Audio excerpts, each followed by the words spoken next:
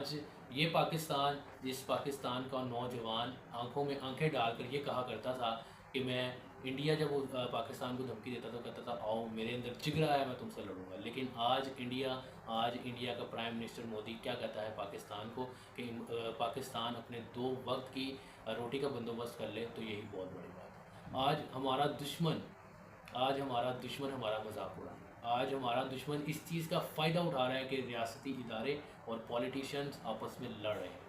آج ہمارا دشمن اس چیز کا فائدہ اٹھا رہا ہے ناظرین کہ عدالتوں میں انصاف نہیں۔ ناظرین، آج ہمارا دشمن چاہے وہ کافر ہے یا مسلمان ہے، جو بھی ہمارا دشمن ہے، آج وہ اس چیز کا فائدہ اٹھا رہا ہے کہ مسلمان ایک صف میں نہیں کھڑے۔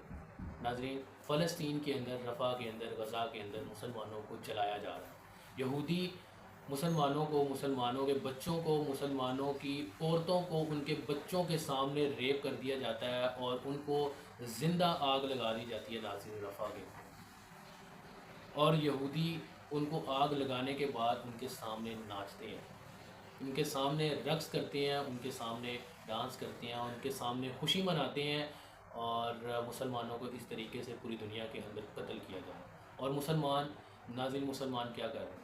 ہمارے ملک پاکستان کے اندر ماشاءاللہ سے مسلمان اتنے غیرت مند ہیں کہ وہ ڈی چوک کے اوپر جو فلسطین، غزہ اور رفح کے حق کے اندر احتجاج کر رہے ہیں، ان کو گاڑی کے نیچے کچل دیا جاتا ہے، ان کے اوپر تشدد کیا جاتا ہے، پولیس والے ان کو دھمکیاں دیتے ہیں اور ان کا احتجاج ختم کرنے پر ان کے اوپر پریشر ڈالتے ہیں۔ آج مسلمان کہاں کھڑا ہے؟ آج کافر ہمیں للکار رہا ہے، اور یہ وہی مسلمان ہے جو کئی برسوں پہلے جب غیرت مند مسلمان ہوا کرتے تھے تو کوئی کسی کافر، کسی یہودی یا ایون کسی مسلمان کی بھی یہ جرت نہیں ہوتی تھی کہ کسی عورت کو یا کسی بچے کو اس طرح کا ظلم کا نشانہ بنا سکے۔ لیکن سوچنے کی اور فکر کرنے کی بات ہے ناظرین کہ آج مسلم امت کیوں جمع نہیں ہے فلسطین، غزہ اور رفح کے مسلمانوں کے لیے؟ کیوں مسلمان قوم، کیوں ہم سو رہے ہیں؟ کیوں کہ ہماری ریاستوں کو یہ خیال نہیں آ رہا کہ مسلمانوں کے اوپر ظلم ہو؟ ناظرین، قرآن تو ہم سب پڑھتے ہیں، قرآن، نماز یقیناً مسلمانوں کے لیے ایک عظیم عبادت ہے، لیکن کیا آپ کو لگتا ہے کہ ہماری عبادتیں، ہمارے روزے، ہماری نمازیں آخرت میں ہمارے کام آئیں گی جب فلسطین اور رفح کا ایک بچہ مسلم امت کے خلاف خدا تعالیٰ کی بارگاہ میں شکایت کرے گا؟ کیا ہم اللہ کی بارگاہ میں اس طرح سرخرو ہوں گے کہ ہمیں ایک مظلوم کی آہ لگ رہی ہے؟